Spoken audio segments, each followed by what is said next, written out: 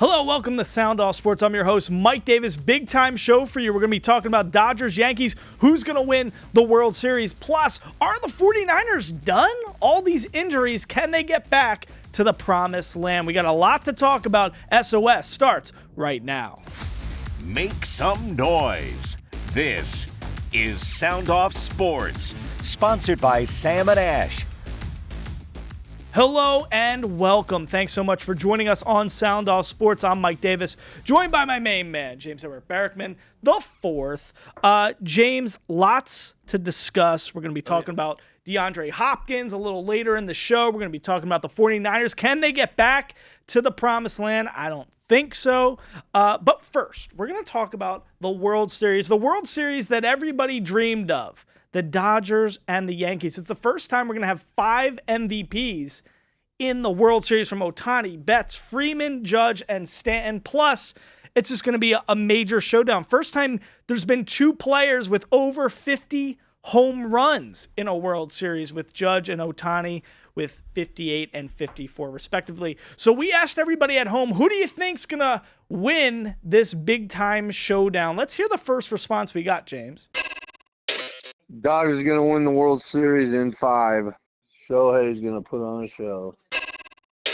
All right, so Dodgers in 5 there from our caller. Shohei going to put on a show. Listen, this is going to be exciting stuff. This is what baseball is all about. You got to love playoff baseball. Playoff baseball and playoff hockey, those are like the 2 sports that, during the regular season, maybe you're not tuning into every game like we are for football games. But when those sports get to the postseason, hockey, baseball, those crowds and those moments, those overtime goals, those walk-off home runs are stuff of legend, things that we think about 20, 30, 40 years down the road. And it's magical. There's a magic to it that you can't replicate in other sports. It's pretty fascinating what this matchup and showdown is going to look like. Both lineups have so many studs, a lot of high-powered offense. Really, from a pitching standpoint, I think where the differences really come into play, because the Yankees have a better rotation, whereas the Dodgers are really known more for their bullpen, So Jack Flaherty is not on the same level as Garrett Cole. I mean, it's a totally different thing. Garrett Cole's the best starter in the series, pretty. But even easily. Luis Gil, Rodon, I mean, we like all these guys.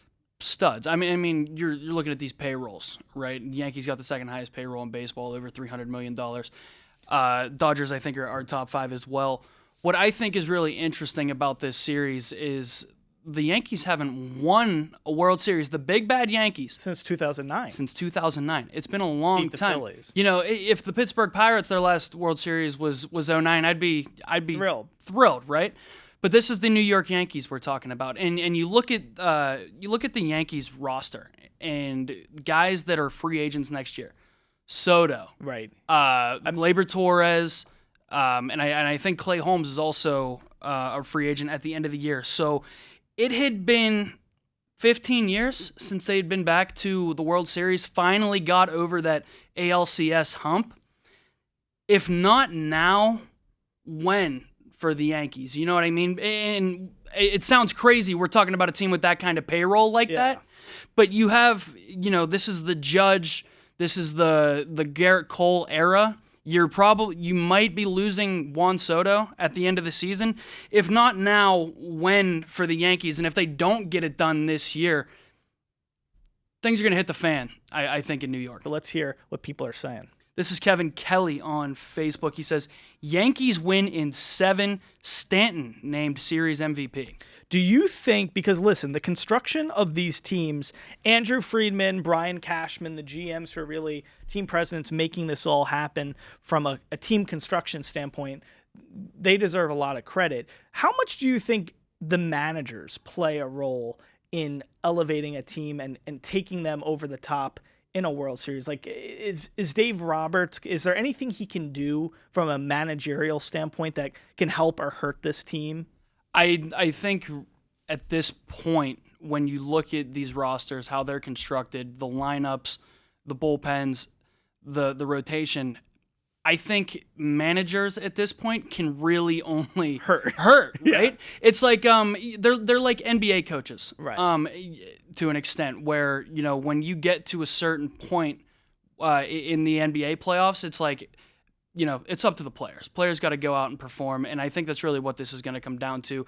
Managers, they can't do anything but lose them, World Series games, I think. I don't have much of a rooting interest. The only rooting interest I really have is I just want Judge and Shohei to put on a show, and I want to see them go to the bat in a big-time way. James, as we head to break, let's hear one last response we got from the good people at home. This is Marinus Shunk on Facebook. He says, Dodgers, the league has rigged it, and Ohtani will pitch in the final game.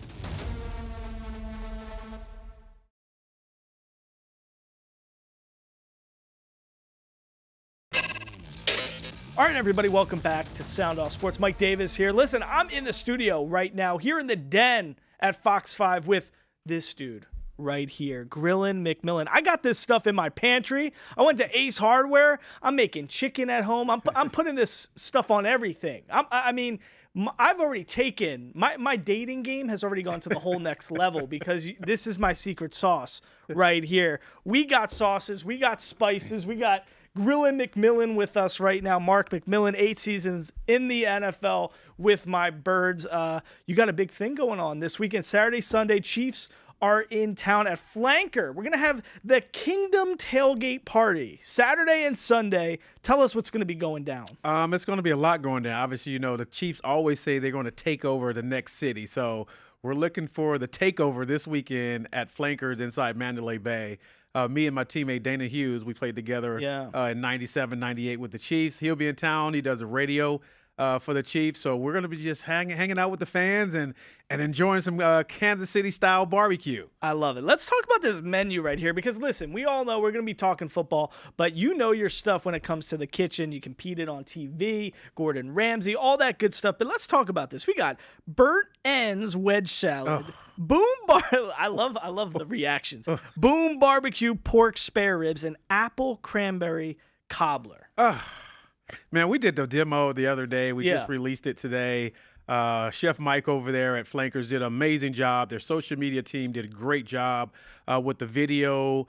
Man, it is going to be amazing. I can't wait for people to try that burnt end salad. Oh, unbelievable. And then top it off with a cobbler. I mean, so you're getting some tastiness, but it's also a salad, so you're feeling good about yourself. Yeah, you feel good about it. You got the sweet heat barbecue sauce on it. And then my man even topped it off. He put the Boom 3.0 season on the fries.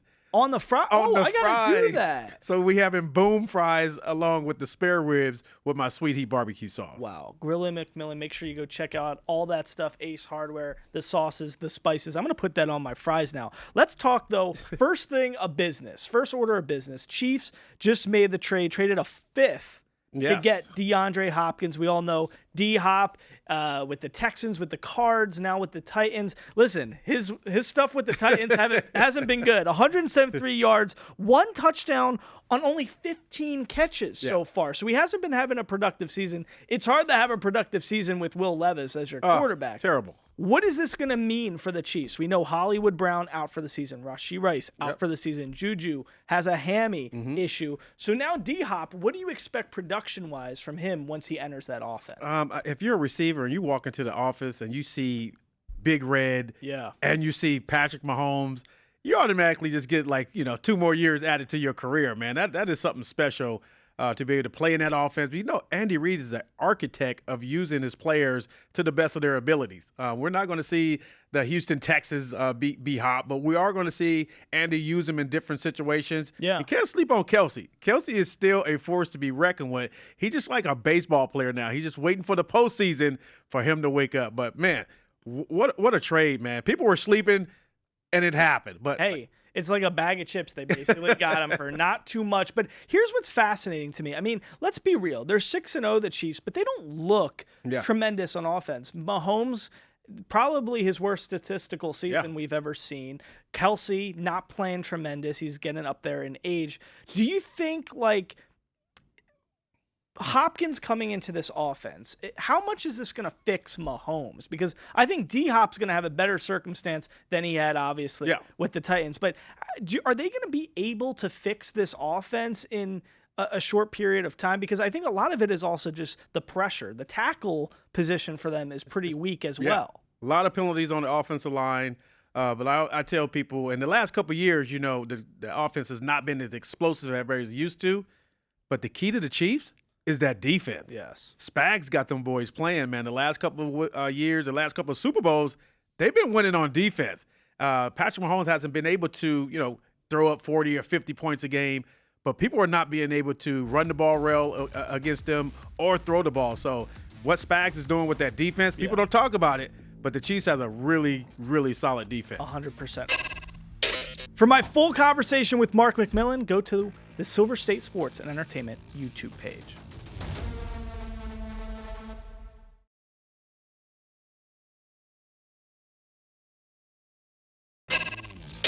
Hello, everybody. Welcome back to Sound Off Sports. All right, so now we're going to be talking about the 49ers. Yes, not looking too hot this season. Of course, the theme of the season for the San Francisco 49ers, James, has been injuries, okay? Yeah. Christian McCaffrey hasn't played all year. Brandon Ayuk now out for the year. Deebo Samuel dealing with some injuries as well. But as a lot of people know, heading into the season, there was a lot of turmoil. Brandon Ayuk holding out with John Lynch, quarreling with Kyle Shanahan, and then Trent Williams holds out for a little bit. So there's so much stuff going on. But if anything, if you have any stance that you continually make sure you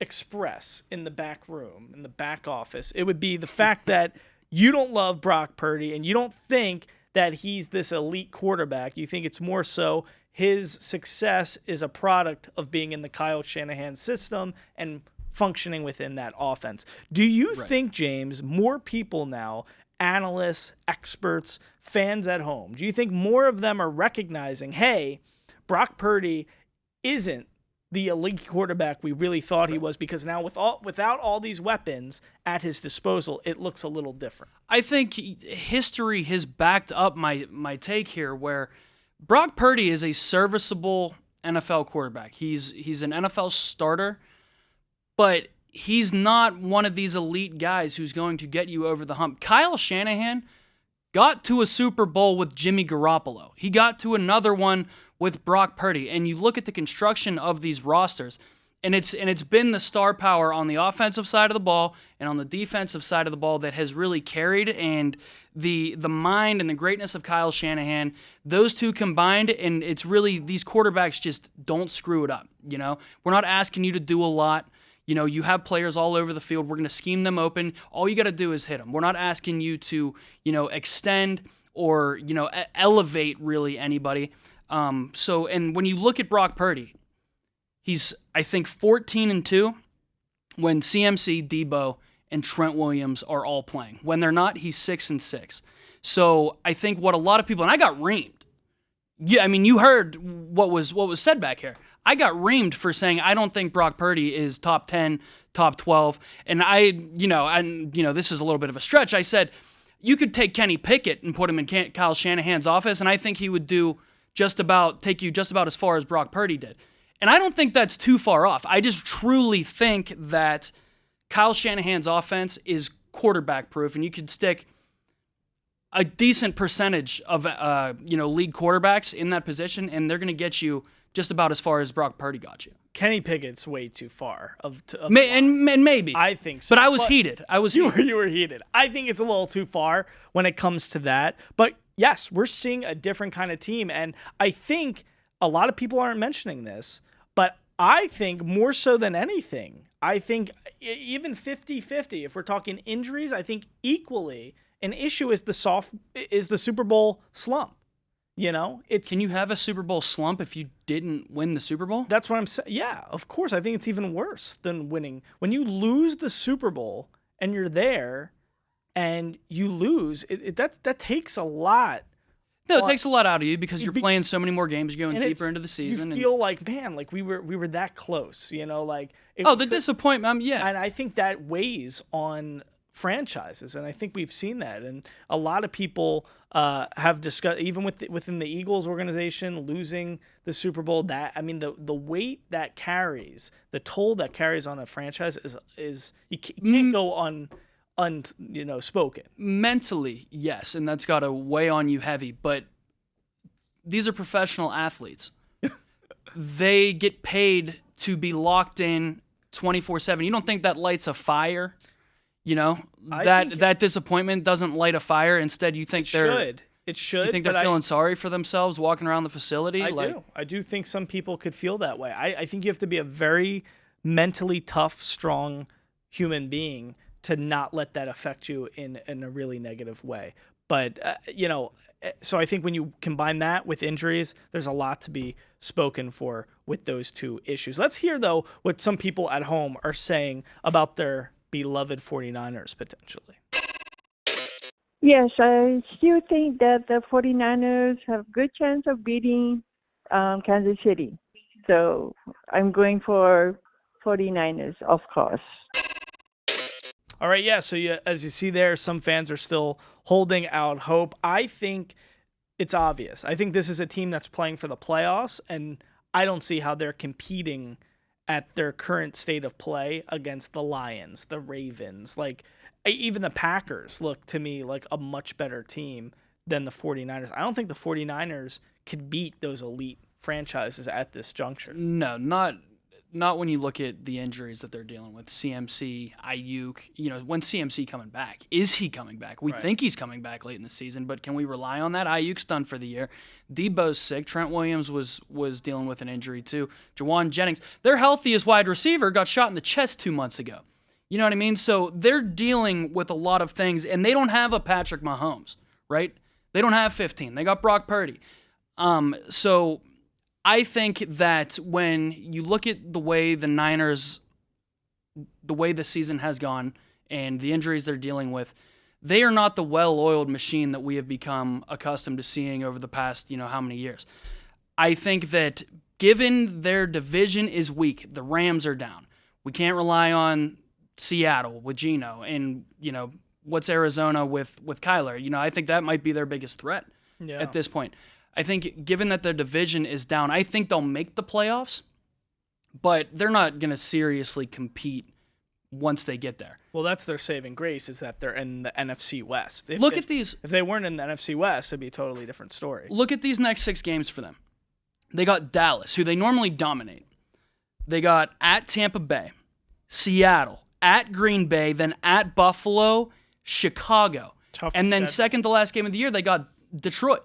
Yeah. So you look at, and there's not a single what game there in that 6-game stretch can you chalk up as a W? You can't. Right. If you make it to the playoffs because you win the NFC West and that's how you get your spot in the playoffs, they're not going to have a favorable playoff schedule. James, as we head the break, let's hear one more response from the people at home. Debbie Clark on Facebook says, "Not with Purdy as QB."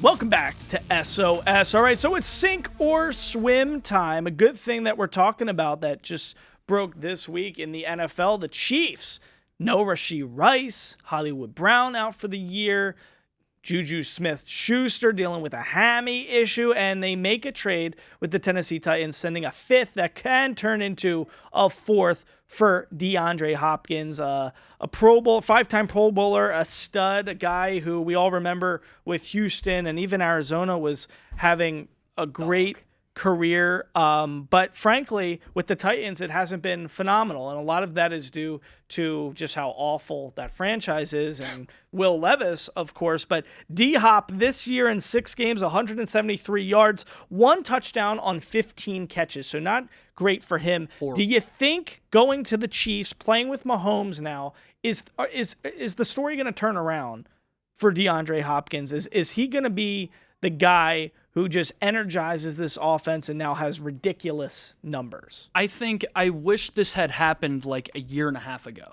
You know what I mean? Because D-Hop he's 32, and he hasn't. He's been dealing with injuries this year, so that has been a factor in his lack of production. But he's 32, and we saw some of the plays he made last season. That first game with Will Levis where D-Hop, I forget how many. Good. Yeah, he looked amazing. So my question is, are we getting that D-Hop, or are we getting an injury-prone, on the kind of on his way out D-Hop. Because if we're getting that D-Hop we got last year, this could be a move that really elevates Kansas City's offense as a whole and potentially opens it up for other guys like Kelsey, like Xavier Worthy. What I like about him is that I think when the smaller receivers get older, they tend to go quicker. I think the guys who are more of his height and playing above the rim, those receivers can do a little bit more damage later in their career when they lose that explosiveness. Because Mike Evans, it's not about explosiveness. It's more about position. It's kind of like being a basketball player and fighting for position and boxing out a DB. Right. Mike Evans is incredible. So he's incredible, and we're hoping him a healthy recovery as he comes back for that week 12-ish kind of return. But to me, I think D-Hop can be that kind of guy for them, and they haven't had a guy like that in a long time. Wayne Bowe. Right. Like, to me, they haven't had one with Mahomes, that's for sure. Dwayne Bowe's a good one to bring up. He was a big-time dude, kind of boxing out, getting in position. Guy, so it's going to be interesting. I think he's going to help Xavier Worthy. I think he's going to help Travis Kelsey. I think the whole thing is going to be a lot better. And listen, he's going to be energized. He's never – I mean, let's think, who has he played with? Matt Schaub? Oh, boy. This would be a fun game to play. I mean, think about who has he caught touchdowns from? An elite wide receiver who, I mean, was one of the best dudes in the NFL for the longest time. Oh, he had Deshaun. He had Deshaun Watson. Okay, he had Deshaun. And then he had Kyler. So he's had some quarterbacks. But not Mahomes. Guys, thanks so much for joining us this week on Sound Off Sports. A lot of stuff going on and happening in the complete sports world. We got so much more to talk about each and every week. We love to hear from you. Make sure you give us a buzz and check out on X, Facebook, all over. Make sure you're watching out for our questions that we post because we love to hear from you on SOS. Until next time, for James Edward Barrickman, the fourth, I'm Mike Davis. We'll see you back here in the den next week.